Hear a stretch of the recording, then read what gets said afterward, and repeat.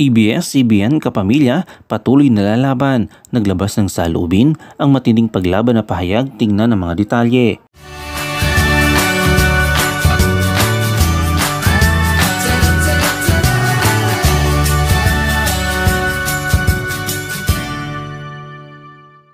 Nitong araw September 4, naglabas ng pahayag ang ABS-CBN ukol sa 12-day suspension ay pinataw ng MTRCB sa kanilang noontime show na It's Showtime.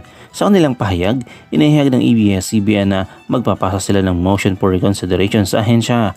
Matatandaan na nanindigan sila na wala silang nilabag na anumang batas sa kanilang programa. Bukod dito, ipinangako rin ng ABS-CBN ang kanilang buong kooperasyon sa MTRCB upang patuloy na magbigay ng kaligayahan at kasiyahan sa mga manonood ng noontime show. Sa huli, nagpasalamat ang ABS-CBN sa madlang people para sa patuloy na suporta ng mga ito sa kanilang programa sa It's Showtime. Ang pahayag ng ABS-CBN ay sinabi, "We have received the ruling from the MTRCB indicating that It's Showtime will be suspended for the duration of 12 days from finality of the decision. We will submit a motion for reconsideration as we humbly maintain that there was no violation of pertinent law. We are also committed to working with the MTRCB to ensure that It's Showtime can continue to bring joy and entertainment to our noontime viewers. We are truly grateful to the madlang people for their unwavering love and support for It's Showtime." Samantala, pagkatapos isapubliko ng MTRCB ang pagkakasuspindi ng It's Showtime, nagbahagi si Vice Ganda sa isang cryptic post sa pamamagitan ng X na dating Twitter. Ang noontime show na kanyang kasama ay napatawan ng 12 araw na suspension ng ahensya. Sa kanyang post sa X, ibinahagi ni Vice ang isang kasabihan mula sa kilalang theoretical physicist na si Albert Einstein. Sa caption lang nito ay sinabi, "In the middle of every difficulty lies opportunity."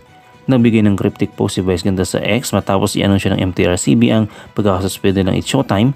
Ang nasabing suspension ay nagtaglay ng 12 araw na epekto sa nasabing noontime show kung saan si Vice Ganda isa sa mga bahagi nito.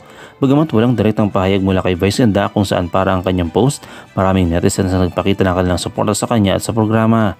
Ang suspension mula sa MTRCB ay hindi lamang dahil sa controversial na incident ng icing sa Isip Bata segment ng It's Showtime kung saan itinuring na may hindi naangkop na eksena sina Vice at ang kanyang partner si Ayon Perez. Ito rin ay dahil sa maraming reklamo manon na idulog sa ahensya tungkol sa nasabing noontime show.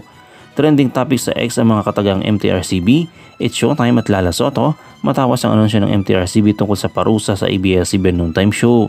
Hindi rin nakaligtas sa mga batikos ang tagapamuno ng MTRCB na si Lala Soto Antonio, anak ni dating Senate President Tito Soto na isa sa mga host ng TV5 noontime show na EAT na direktang kalaban sa ere ng It's Showtime. Nag-alaala na ang mga netizens kay Lala hinggil sa pagmumura ni Wally Bayola sa isang live episode ng EAT noong August 11, pati na rin ang controversial na pagpupog ng halik ni Tito Soto kay Helen Gamboa sa National Lover Cats Day celebration ng kanilang programa sa TV5 noong July 29. Sa kasalukuyan, wala pang opisyal na pahayag si Lala Soto tungkol dito.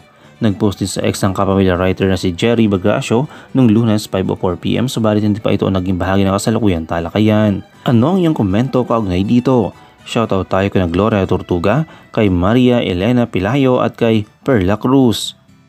I-comment mo lang ang inyong opinion sa comment section at huwag kalimutang i-like, i-follow, i-subscribe ang bcgram.net para sa mga latest happenings.